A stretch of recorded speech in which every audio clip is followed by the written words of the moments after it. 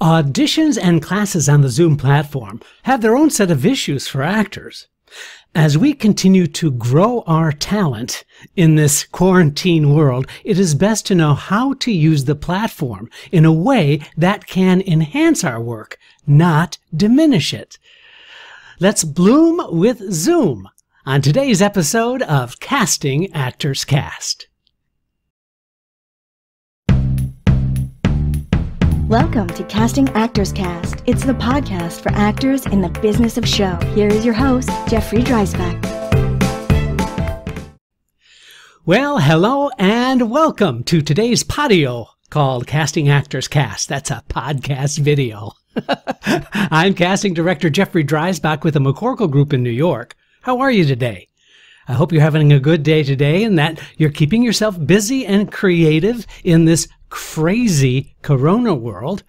Our subject today is how to bloom as an actor using the video platform Zoom. But first, this is that moment in the podcast where I want to thank you for tuning in to Casting Actors Cast. It has been an exciting journey so far with almost 27,000 downloads and counting. It is your feedback and comments that keep me going, and I appreciate the support from the likes, the shares, the questions that I'm getting. Please visit castingactorscast.com for more information and a free book on voiceover acting called Conversation Pieces Out of the Studio, the voiceover workshop for professional actors. Now, when you complete the information form on the website, you'll get directed to opening up and downloading that free PDF book. Also, hey, a big shout out to my friends at Actors Connection. Please visit actorsconnection.com for online classes, workshops, intensives, and a lot more.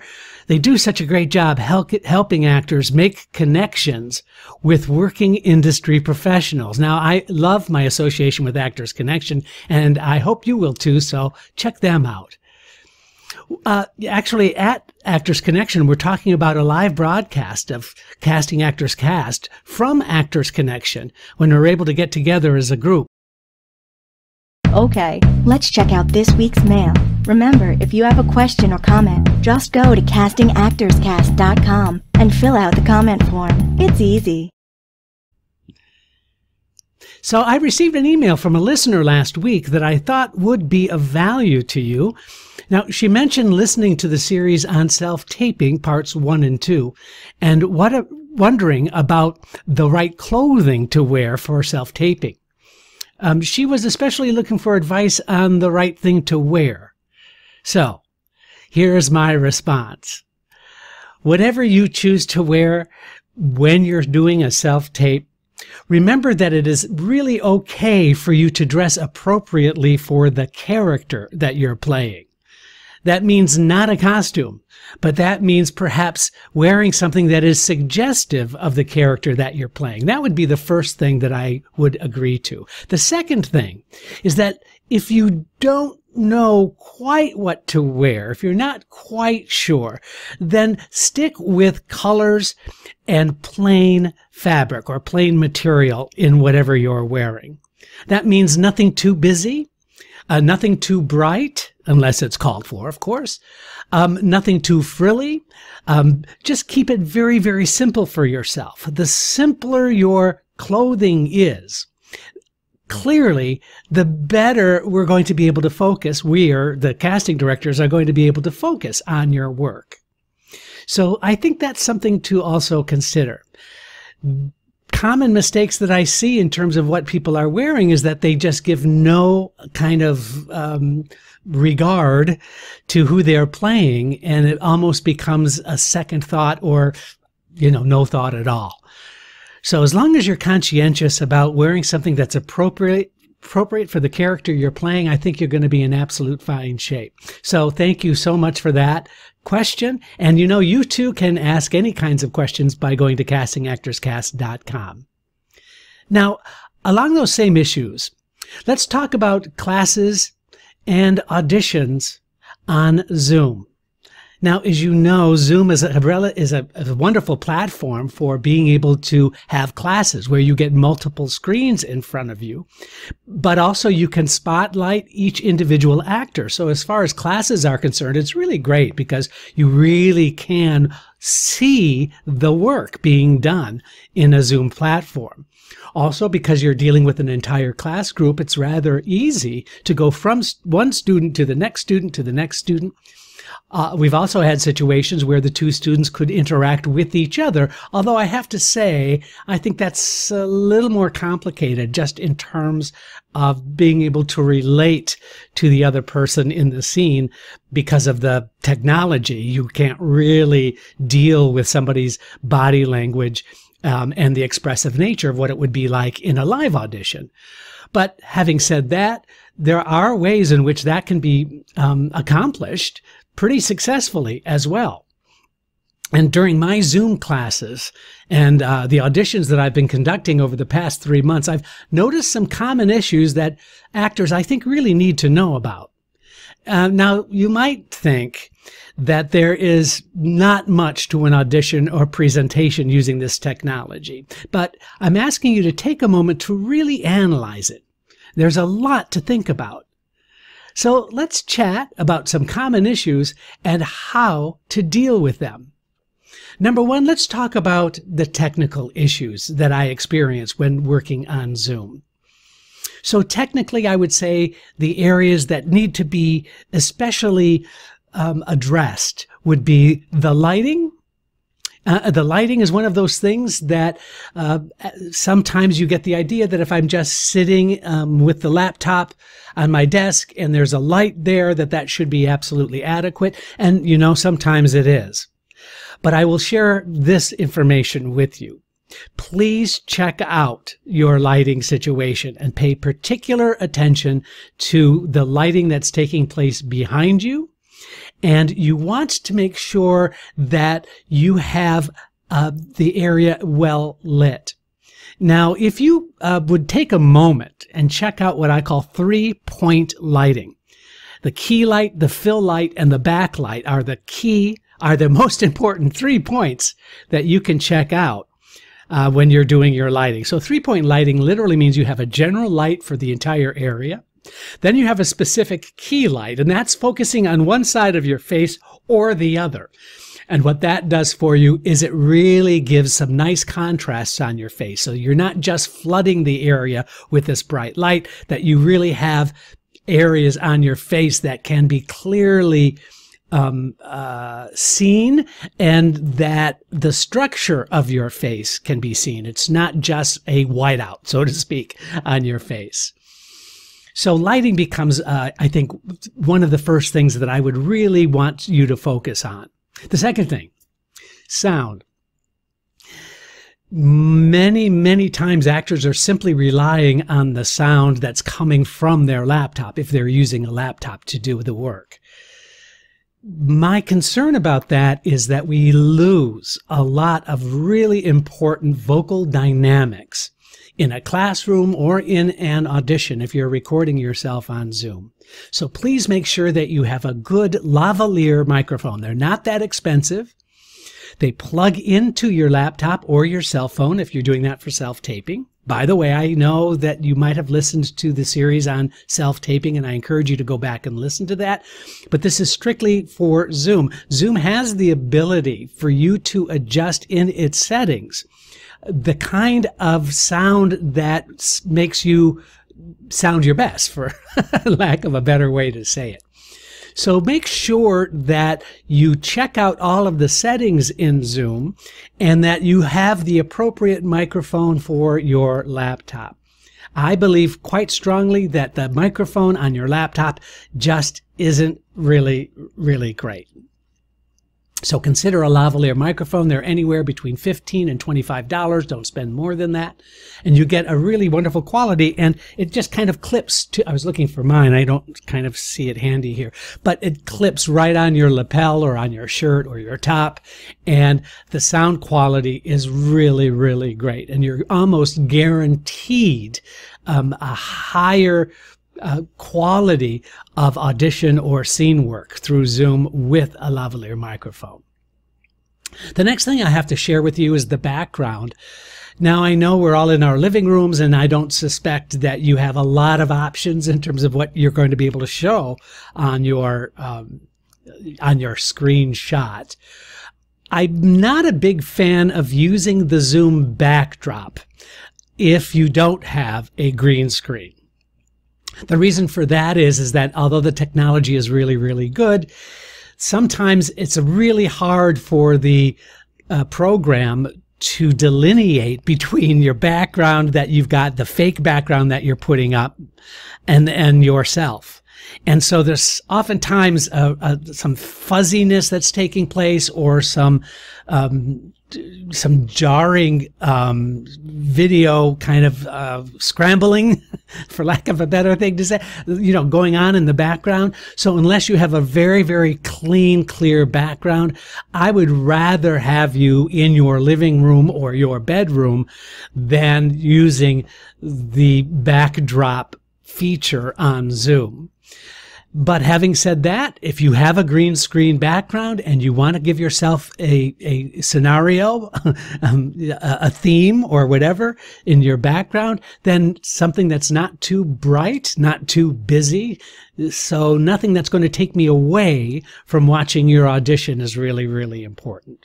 So that covers background. Take a good look, though, at the technology that Zoom has given you, but make sure that it doesn't have some of those negative effects that I've seen so often during classes. Now, let's also talk technically about the shot itself. Now, if you're looking at me on the video, and I hope you're checking me out on YouTube, by the way. If you're not, please subscribe. Please check it out as I fix my hair, thinking that you're tuning in right now. What's really important is that you frame yourself well in the shot. And I would say maybe 80% of the time in an audition or in teaching, I'm seeing the laptop set way too low, meaning it's on your desk and that you've tilted the screen back, right, so that you can be in the shot. Now I'm seeing the ceiling, and I'm seeing you at a funny angle from below. So what I would suggest you do is, with books, with whatever you've got, lift that laptop so it is at eye level, that you should be getting yourself from the chest up, and that you should get a full frame of your head and a little tiny bit of headroom. The headroom is that space between the top of your head in the shot and the top of the frame. Just a little bit of headroom. Because of the nature of the laptops and whatever we're using, it's really common to be below the shot, and it looks very weak and diminishing. It looks like you're kind of a little person rather than who you are. And then if you are way over the top sometimes and you're cutting off the top of your head, that's doing you a disservice as well. So really be aware of the frame of your shot. Sitting up nice and straight, and because you are sitting, obviously you're going to be losing some of those dynamics. If you can stand and it's a theater audition, that's great, but make sure that you have adjusted your camera appropriately to frame yourself from the waist up for a theater shot.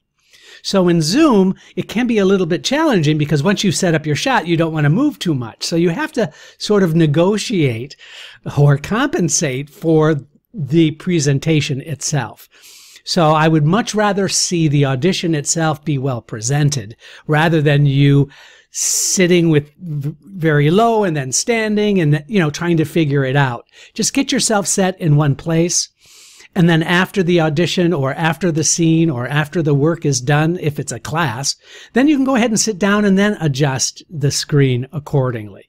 That kind of makes sense to me, but you would be surprised how many times I'm seeing actors just not even thinking about how they've framed themselves in the shot. So framing yourself can be really, really well. So you want to make sure that you are from the chest up. You know that the camera placement is appropriate for you in that particular shot. Now let's move on to some acting issues that I see when actors are doing scene work in Zoom. Because Zoom has this wonderful technology, but it's really funny how actors don't really think through how they're going to make this presentation happen. And the first one I would say is the misplaced focus. The misplaced focus during your work. Number one, please refrain from looking directly into the camera with your acting. When you're looking into the camera, you are literally looking at me. And almost all casting directors that I know do not want you to be engaging me in the room. So why would you do that when you're Zooming? So you wouldn't. Make sure that you place the other character, if this is a two-hander or you're doing a monologue, probably 12 to 18 inches away from the lens of the camera, either right or left of the camera. That's really important, because once you have that focus and once you mentally imagine that person 12 to 18 inches and they're standing there, then that focus should be on that character that you're addressing. So please don't look into the camera. Please definitely look to the left or the right. Now that also means even if you are addressing a group of people, for example, even in a group of people, you would just make reference to 2, maybe 3 people in the camera. Also, when you're looking off camera left or camera right, make sure that you are doing it, what I'm saying is cross camera. What I mean by that is that you're looking in that direction. And if you're slightly off center, which I hope that you've listened to previous podcasts where you don't want to make sure that you're symmetrical in the shot, you're slightly left or right, then you want to look in the direction of where the most space is. So that's what we call cross camera. Now, if you don't have a reader, or you're using an app to have another reader, or you have a reader on a phone or whatever, really make sure that you're focusing on that character and not on us. The second acting note that I see a lot, and this is a bit of a challenge to explain, but I'm going to do my very, very best, and that is, please be careful about being presentational. You know, most of us have issues with cameras anyway, right? We're not comfortable necessarily in front of the camera because we think that we're being watched, and in fact we are. We're being observed. We're being watched. But what that translates a lot of the time, especially in classes and especially in an audition when you're auditioning on Zoom, is that there's sort of a presentational component to the acting. What I mean by presentational component is that because you are aware that you're being watched, you have a tendency, the actor has a tendency to push themselves a little bit, not really creating a naturalistic environment where they're only speaking to one other person in a two-hander scene. So it becomes sort of this heightened energy, and that kind of push translates poorly in a Zoom environment, translates poorly in any environment, but even in a live film test scenario, when we've had actors come in, they've passed the first audition, they're now coming in for the director for a film and television project, it's really incumbent upon the actor to place themselves appropriately in the scene that they are in, using the environment that they are in. So I don't ever like directors saying do less, you know, less is more, all of that. I prefer that you just simply be in the room with that other character. And so that's why I think sometimes actors feel like they're pushing it a little bit, because they haven't fully immersed themselves into that environment. Another common issue that I see is not using the other character. In other words, you And I did a podcast called The Spot on the Wall. And it's that damn spot on the wall, because actors all the time, they're looking at that spot and they're not moving their eyes. They're not doing anything but talking. And the eyes are sort of even glazed over a little bit. And it's just not naturalistic. Please use the other character in the scene. You can, and this is what's fun about acting, right? Is that you can literally create that person and their reaction to you. So if it's a dialogue and it's a back and forth, or you're doing a monologue, you can really bounce your energy off of that significant other in the room because you've created it any way that you want.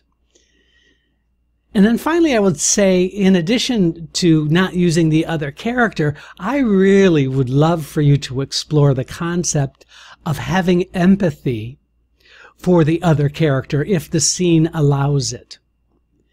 So if you are empathetic to that other person, they're listening to you, you're yelling, you're upset, you're talking about what's wrong, you're talking to them for a reason, and you're being emotional about it because maybe it's difficult, whatever the moment is, but you are also showing me empathy for the other character. The more that you show empathy for the other character, the more it shows your good acting technique. Isn't that amazing? Because actors are feeling observed and they're watching, and the other actor really isn't in the room and they're sort of faking it, it just diminishes that important quality of realism that many, many times is the only thing that we are seeking in an audition. So not being presentational, being real. And finally, I would say the value of that is that once you are aware of it and that you completely immerse yourself into that situation, you're going to find it so much better. You're going to feel so much more connected to the material.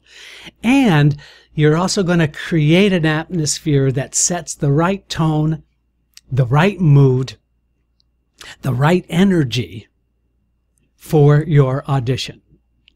Whether it's a class where a bunch of people are watching you and you feel weird about that, and now you're being isolated with just you, and that discomfort that's there.